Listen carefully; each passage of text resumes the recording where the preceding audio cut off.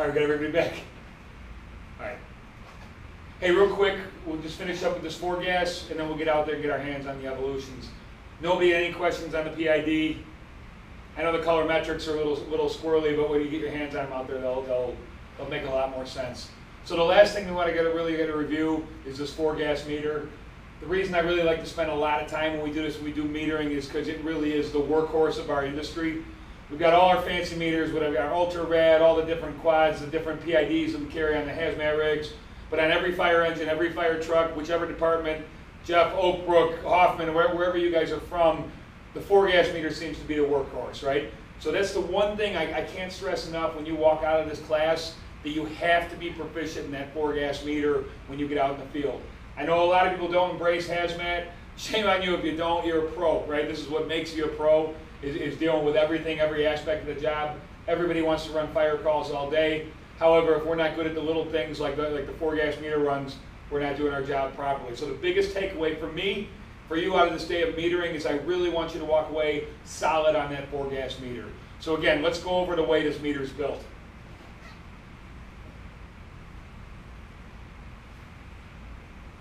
Almost every 4-gas meter is the same in the 4 things that it measures, right? We can have different manufacturers, different companies. We can have industrial scientific. We can have Q-ray. We can have multi-ray. Whatever the brand is, almost all of them do the same 4 things, right?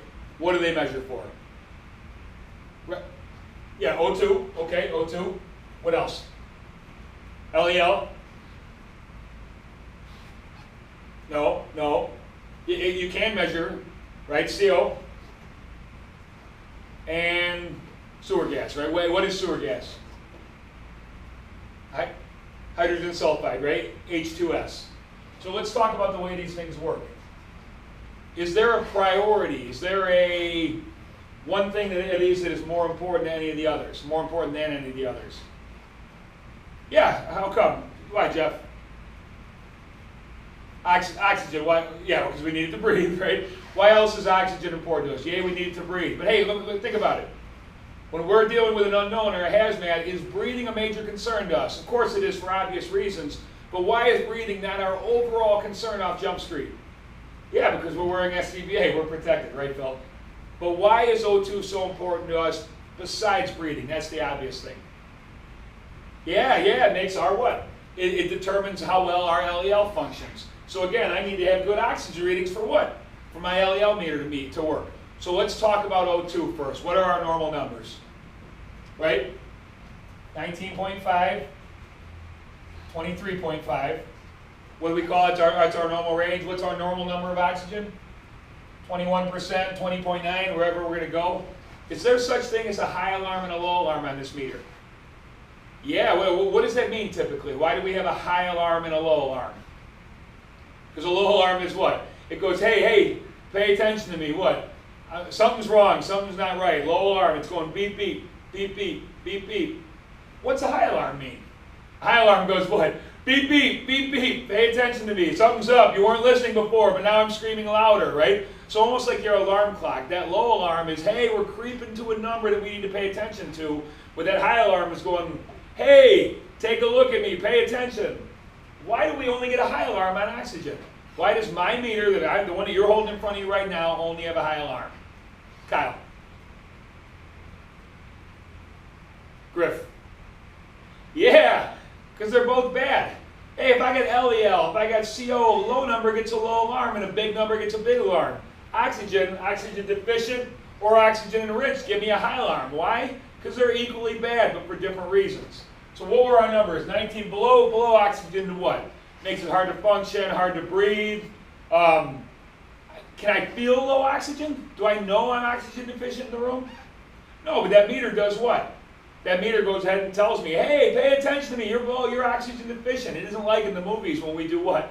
In the movies you see them and they're low oxygen and the guys go, I can't breathe, right? The real world, how does it work? I don't notice it, it's slow, it drifts, it slowly takes away my function. I'm slowly increasing my breathing, searching for that oxygen, but it's not giving it to me, right? But that's why it gives me a high alarm, because it tells me, hey, you don't know, you can't feel, but this is a bad place to be. Very quickly, an oxygen deficient atmosphere can be what? Can be real bad for civilians and for us. How about high? When we're oxygen enriched, why are we getting a high alarm? Yeah, you got it, Pete. Say it. Because it makes everything want to do what? Extra oxygen enriched, it makes it way more dangerous for what? Explosive. It makes that atmosphere ready to go. It facilitates burning. So I don't like either one of these. I don't like low oxygen. I don't like high oxygen. I like to be right in that happy range. But why is it so important that my oxygen level is okay before I read my LEL reading? Explain, Phil. Because what? I need oxygen for what to happen? For a burning process. So a simple way of explaining this LEL, which is all this is measuring, is what? What percentage of the lower explosive limit we're at is. I need oxygen for this to function properly. So how does this meter work? It draws in my gas. I've got a couple beads in there, filament testing. One of them is coated with a filament that helps it burn, helps the process move a little quicker. Basically, in layman's terms, it does what? It draws in the gas. It basically starts a little fire inside my meter. And then I basically compare the two. The difference in there mathematically gives me what? Gives me a percentage of LEL. But for this fire to start in here, I have to have what? Fire, right? I have to have my fire triangle, or our fire tetrahedron, depending when you came through academy, right? When I came through, it was a fire triangle. Now it's our fire tetrahedron. So I have to have it. What is that? Fuel, heat, and oxygen. So if I am oxygen deficient, do I have a fire triangle? No. Oh, right? If I'm oxygen enriched, do I have a fire triangle? I do, but I have what? Too rich of an atmosphere. I have what? I have an atmosphere that's getting oxygen and facilitating burning. So it is giving me a reading, but it's not giving me an accurate reading, right? So for this meter to function properly, my O2 has to be in a good range. Does that make sense? Yeah, it should. I got to have a fire triangle for to have fire. So for my fire, my flammability reading, I have to have a proper oxygen mix. Make sense? So again, am I not trusting if I've got bad oxygen and my LEL meter is going off? Am I not going to pay attention to that meter? Of course I am. Anytime my meter is telling me anything, I'm going to do what with that information? I'm going to process it. I'm going to listen to it. But understand, I don't know that I can trust that reading if I'm not in a normal range of oxygen. That makes sense? Say so if it doesn't. Austin, you look a little unsure. Right? Right? Exactly. If I'm not in that range, I don't know if it's giving me a number that I can live with. So let's go a little further on this LEL. It's giving me what? The lower explosive limit, what percentage I am in that, right? So I've got my little reading here, like we talked about earlier in class. I've got 0, I've got my LEL, and I've got my UEL. Below my LEL, what does that mean? Kyle, am I safe? Yeah, I'm close, but I really should always have 0. Now, the atmosphere shouldn't be flammable, but I can't burn, I can't explode. What's the phrase we use? You got it, Pete. Say the thing. Too what? I'm too lean. How about above the UEL? Right? I'm too rich. So above and below the LEL and the UEL, I wouldn't call it safe, but I'm not in that ideal situation. What am I when I'm when I'm above the LEL and less than the UEL? Yep, we call this what? Boom! This is where we don't want to be. So my alarm goes off at 10% of what? Of the LEL. What kind of alarm gives me a low alarm? So what's it do? It goes beep, beep, beep, beep. Hey buddy, pay attention to me. We're starting to creep up. Beep, beep. When it hits 20%, what does it do? Beep, beep. Beep, beep, it screams at me louder. It says, hey, I got to do what? I got to get your attention because I gave you a low alarm at 10%, but you kept walking in, you kept going. Now I'm giving you a high alarm going, hey, buddy, you're creeping up near that boom number, near that lower explosive limit. So that's why we have that low explosive and that high explosive, that high alarm number. Yeah, I want it screaming at me because I'm not ever supposed to be in a flammable atmosphere. So if I'm in an area that's starting to creep towards that LEL, it's critical that I have an alarm that does what? That goes, hey, hey, pay attention to me right now. It's meant to wake us up. It's meant to be firefighter proof. That doesn't mean we're not smart, does it? No, it just means what? It needs to be simple. It's going to beep at me when I have to pay attention to something. And it's going to beep louder when what? When I really need to pay attention to something. That makes sense? So, I have to know what? The LEL and the product of what I'm going for. We will talk about correction and conversion factors at length when you get to your LEL station out there. Because this meter is calibrated to what? For us here, the meter that we use here in Chicago is calibrated to what? Natural gas, methane, right? There's no correction factor, there's no correction, there's no correlation I have to do. Other areas, Jeff, what is it by you guys in Oak Brook? Propane, why?